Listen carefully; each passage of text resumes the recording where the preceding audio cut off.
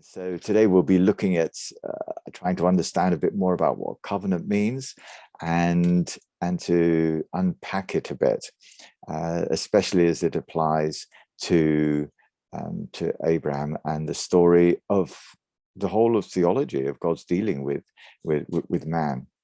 All right, so how to pack in a massive amount in just a few minutes. Let's be faithful to the text and pick out some of the highlights. First of all, as you know, God had appeared earlier on to Abraham, and now at the age of 99, we have in verse 1 what we call a theophany, that is an appearance of God to a human being.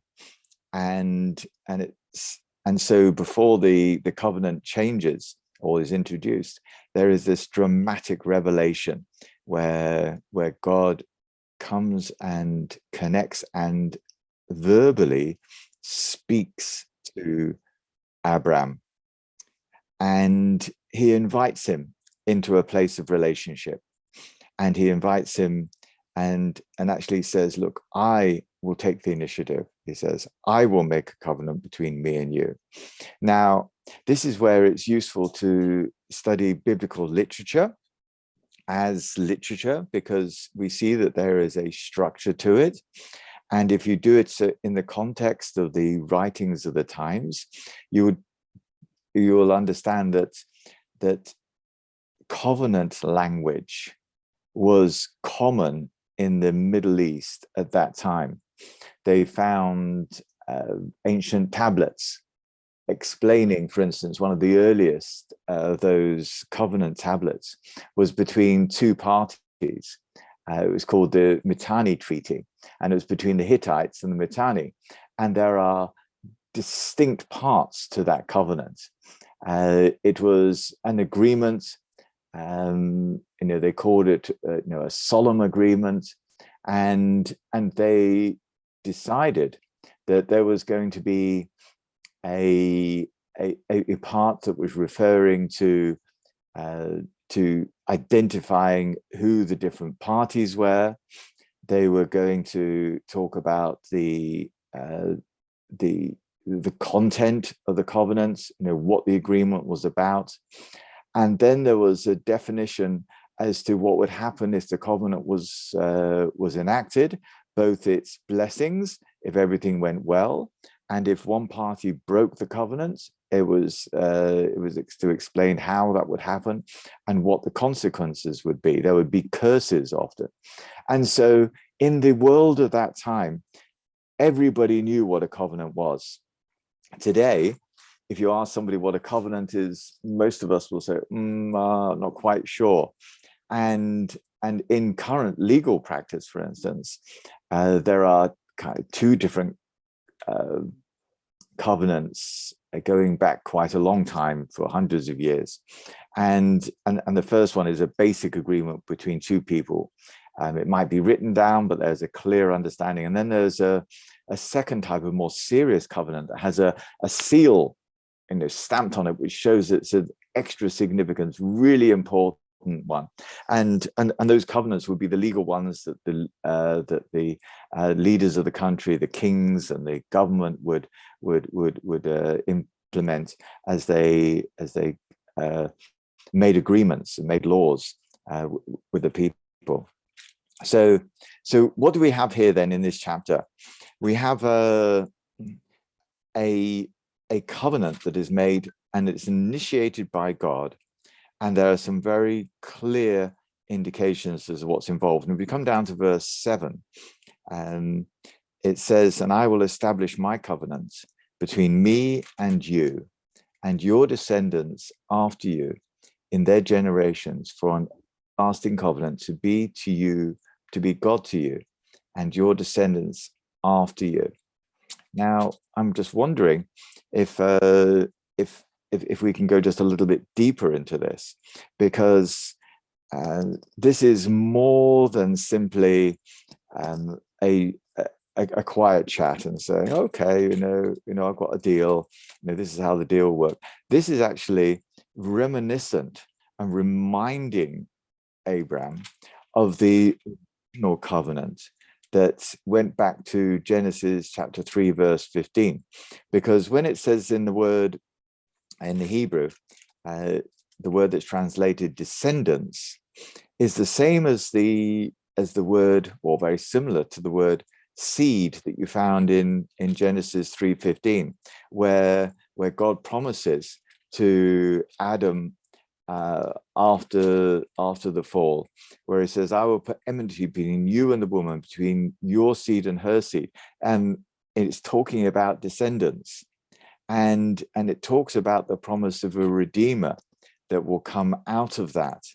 And so for Abraham, when he was being given this promise of this covenant, it was to do as well with a way of redeeming the consequence of the fall, and that God would combine and to make sure his people would be his people and they would follow him. And that implied that they had to worship him as the only true God. Later on in Exodus, we have the covenant defined further by the law that God gave to the people that he redeemed. And so the human response to covenant is that God in his grace says, I will not only be your God, but as God, I will give you certain blessings. But it requires that you do certain things in response. And obedience is what God is requiring here. And some people have said, well, is this the sort of legalistic first covenant that demanded obedience, a covenant of works? And I would suggest actually that even in the initial covenant, just as we described with the promise of the coming of Messiah, this is also a covenant of grace where God says, I will do these things. And in a sense, the circumcision was a physical sign of an inward agreement of faith. So the circumcision took place not because of and I've got to get this right, that as Paul points out later on in the New Testament, that God made his deal before the men of the tribe and the family were circumcised. So the circumcision came afterwards as a physical sign of a grace-orientated arrangement that had already happened. And so it is for us today, that our works follow on from the agreement that we have with God, that he will be our God and he is our Messiah who has saved us, and we will follow on from that. And remember what I said about there being positives and negatives to a covenant, and the legal language of the time shows that. And if you come to verse 14, it gives the negative side, that if you don't get circumcised, these people should be cut off from the people, from the tribe, from the family, from the people of God. And so there's a very clear indication that there are pros and cons to this. Now, in a sense, another part of the covenant is the promise of a son, a promise of inheritance. And Abraham, his name was changed at this time because of the covenant. In verse 17, it says he fell on his face and laughed. And he said, questioned the whole thing. And some people have wondered what this laugh was all about. And in the Sabbath school lesson a couple of weeks ago, we studied this chapter and the whole idea of covenant. And when it comes to this laugh, the Sabbath school lesson points out that this might have been a laugh of irony, a laugh of skepticism, or perhaps a laugh of wonder. It doesn't particularly say, but whichever way you take it, this is God saying, I'm going to give you this gift. And in a sense, a covenant requires us following through in action from the promise that God has made. And what is implicit in this passage, and we're all adults here, is that Abraham would act on the covenant. Now, we often don't talk about sex this time of the morning, and understandably, but you can understand how after Abraham, and tomorrow I won't get into Sarah's response, that God told them he was going to make them a special nation, not just through Ishmael, who was going to be blessed by having 12 princes following on from him, but out of Isaac. And so ahead of time, God said there will be a child and there will be a son called Isaac. And Abraham had to do his part. Now, there's tradition around that the older people don't enjoy sex. And I believe one of the implicit messages of Genesis chapter 17 is that there is a possibility that sexual intercourse can happen way into old age. And from my family life background, from what I understand, that it is not at all unusual. It's actually quite a blessing that a lot of older people carry on enjoying great sex. And Abraham is the father of good relationships with a spouse that carry on through the decades. And out of it, Abraham eventually, because of his faith, has Isaac, as the promise was given to him at the age of 99. But he also believed that in order for that promise to take place, the sign of the covenant, the circumcision, the removing of the foreskins of the penises of all the men, including himself, including Ishmael, including the slaves, including all the men that were in the tribe, had to take place. And you can imagine how painful that was in the days when there was no anesthetic. You had to be courageous to have an operation like that.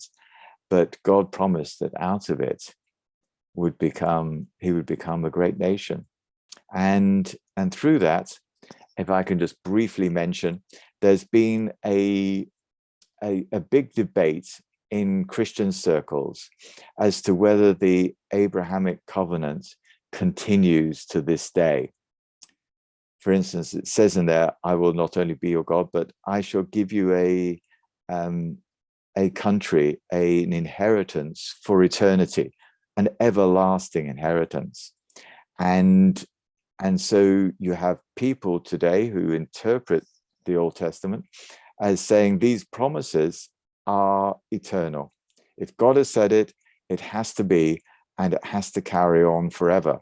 And therefore, what you see in Israel today is a fulfillment of God's promises. And the Protestants, many Protestants, especially in North America, support this covenant theology, and so will continue to send billions of dollars to support the Israeli nation in their military conquest and independence in the Middle East. Seventh-day Adventists take a different approach. We believe, along with the New Testament, that when Jesus came, he came to bring a new covenant. Indeed, the New Testament is a new covenant in arrangement with God's people, whereby the promises that were meant for the nation of Israel because of their unfaithfulness, but through the coming of Christ, have been fulfilled by faith and by grace for the time of Christ onwards. And we don't have time to talk about it this morning in detail, but if anyone is interested, this book here, The Israel of God in Prophecy, is Hans Larondel, who is one of our great theologians from Andrews University. He wrote that to explain how the promises of the Old Testament are now fulfilled in Christ, and that the coming of the nation of Israel is not a sign of the fulfillment of the Old Testament prophecies. Indeed, the New Testament is extremely clear that these promises that were made to Abraham are now fulfilled in the family of God. The nation of Israel is the church of God, the ecclesia, us, all of us together. And so we can claim these promises of Abraham, albeit through faith, and that we don't need the sign of circumcision in our culture today. That is superseded by the circumcision of the heart, which is where we ourselves in our devotional lives promise to God that we will be faithful to him alone, and we will do what he calls us to do, just as he called Abraham to do.